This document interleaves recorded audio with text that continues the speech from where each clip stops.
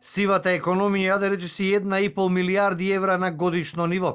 Анализата на експертите за ово општествено зло покажува дека дури 33% од македонската економија се одбива на црно. Во Европската унија сивата економија е на ниво од 19%.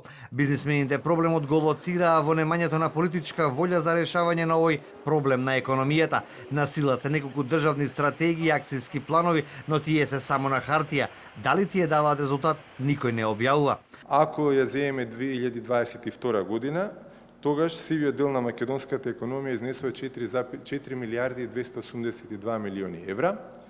Ако ја продолжите пресметката понатаму, да видите што значи тоа во смисла на изгубени приходи во буџетот на државата, тоа е милијарда и 280 милиони евра. Сега, кога ние би успеале како земја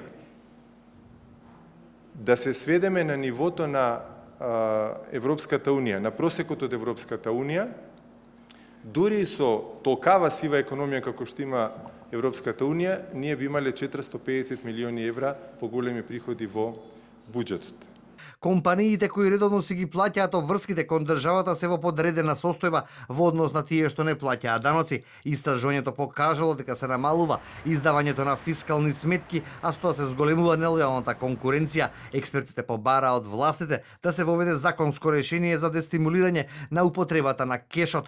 Со секое вадење на пари од банкоматите или од банкарските шалтери, понатаму се губи трагот на парите, а со тоа може да се употреби за на различни политички или коруптивни цели, додаваат познавачите на состојбите.